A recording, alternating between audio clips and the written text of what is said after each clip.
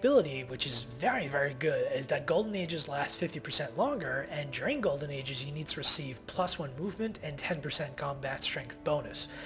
That is a really good bonus, especially if you stack it with the, I believe it's Chichen Itza, which also increases Golden Age length by 50%. So you could get double the length of Golden Ages. And if you're going for a cultural victory, you have a lot of wonders. You have just 2-3 cities, but you have a lot of wonders in them. You have a lot of buildings. You're going to be up to your ears in great people, and you can just use them over and over again to pretty much chain Golden Ages as Persia, and get huge production and gold bonuses, and you can use that gold to upgrade your army to get all the city-states on your side. It's a very good, very solid bonus. I like it a lot. And the plus 10% to combat strength, that's gravy. That's really, really good too. The unique unit for the Persians is the Immortal, which is a spearman that has, I can't quite remember what it's got. It may just be no, it's not a stronger spearman, because that's what the hoplites are. I cannot remember what it is. Anyway, I'll look it up later. And the unique unit is the Satrap's Court, which I believe is a unique courthouse, which is the building that you build in an occupied city, a city that you took over from Summoner 7 and that you then converted, that you annexed. I'm not sure what else it does. It might just be bonus culture, bonus goal. I'll have to look it up too. But overall, the Persians is really good civ if you're going for kind of a small empire, cultural kind of victory. They're really good. Next civ, Rome, the Romans. Everyone loves the Romans, led by Augustus Caesar. The bonus is 25% production, more production towards any buildings that already exist in the capital. That is really nice. If you have a large empire especially, you focus your capital on building buildings, and you have the rest of your empire just kind of catch up with that 25% and then make units for you. That's kind of a nice bonus. I have yet to try it. I really wanted to play the Romans, but then I've had to play other civs first. So if you've played the Romans, let me know if this is any good. It sounds like it'd be kind of decent on paper, but we'll have to see. Unique unit for the Romans is the Ballista, which is an upgraded catapult. This is the first siege unit in the game. I believe it just has more strength, which is always nice. And then the unique unit is a Legion, which is a stronger swordsman, I believe, with the ability to put down roads or some such. It's kind of a funky unit. I'll have to look it up. It might be a unique swordsman. Swordsman, spearman, can't remember. I'll have to look it up. But yeah, Rome, I haven't played with him. I don't know much. Try them, let me know. The Russians, though, I've played. I've actually played my first game with the Russians. It was on Prince, and I won a space victory with them in 1980 or so. They're kind of nice. The unique ability is Siberian Riches, which is that strategic resources provide +1 production. That's always nice. It's not a huge bonus, but it's kind of okay. The second half, though, is that horse, iron, and uranium resources provide double quantity, and that is really good. Horse and iron and uranium are the 3 of the 5 strategic resources that you can get. The other 2 are coal and oil. So as a Russian, you can make a lot more buildings and units that require those 2 resources, because you get 2 of them. So you get 1 iron tile, and instead of getting just 4 resources, you get 8 of them. That is really good. The unique unit is the Cossack, which deals bonus damage against wounded units or some such. Kind of okay. It's good. It's not terrible. It's unique cavalry, so it comes, during the Renaissance kind of. During that period, it's okay, I guess. The unique building is the Krepos, which is really, that's a fun building. I love that building. It's a really great building. It's a unique barracks that reduces the culture you need to get new tiles. So as the Russians, if you put a barracks in every one of your cities really quickly, the culture will spread. You'll unlock a lot of new territory very quickly, and you can stack that with another wonder. I believe it's, which one is it? I can't remember, but there's a wonder that does the same thing, and I believe it stacks, and you'll just get new territory like this as the Russians. It's really, really fun.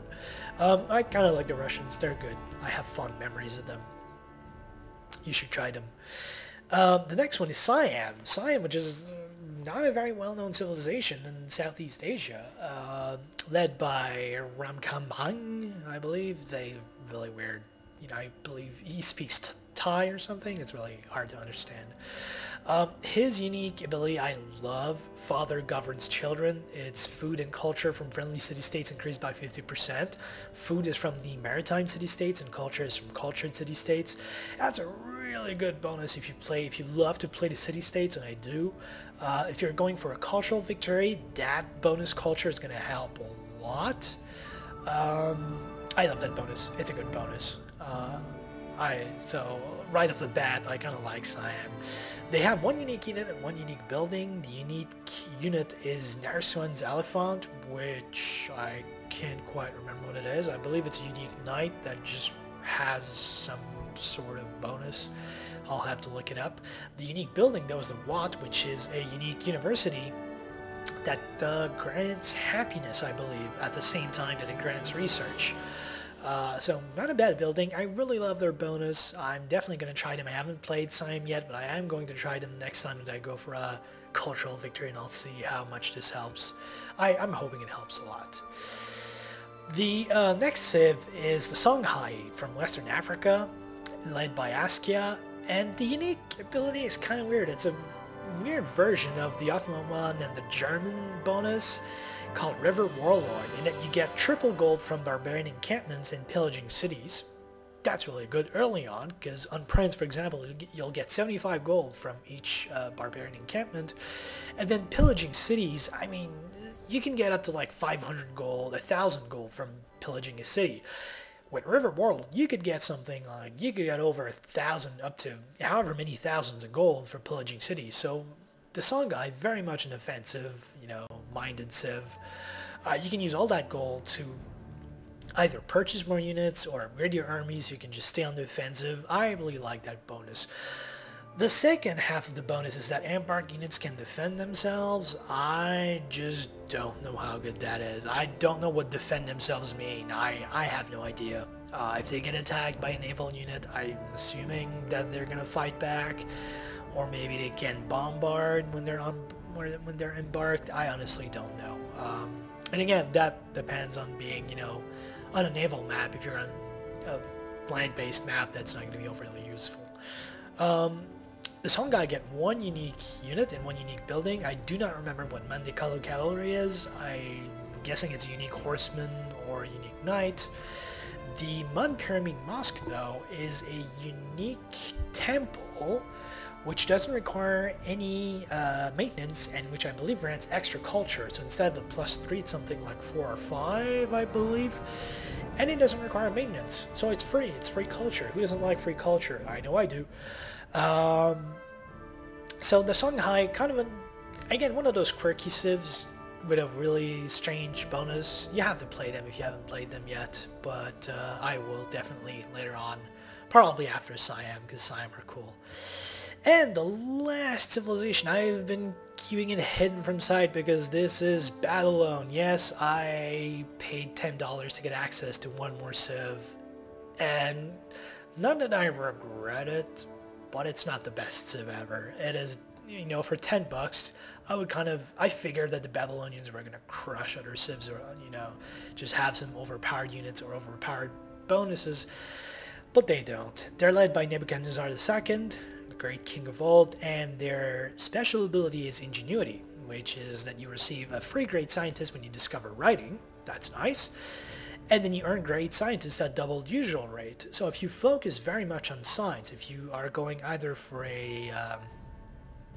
either a space race victory, or you've got just a few cities because you're going for a cultural victory, that can be kind of a good bonus. I actually won a cultural victory with them, and they were nice. That I got a lot more great scientists than I would normally.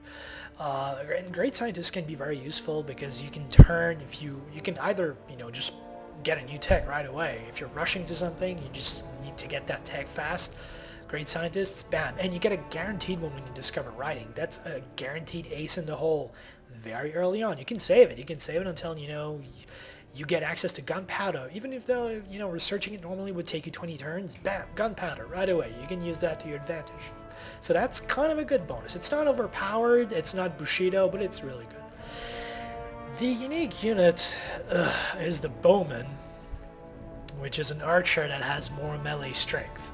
So if it gets attacked in melee, instead of having 4 strength, it has 6, which is the strength of a warrior. Yay! Shitty unit.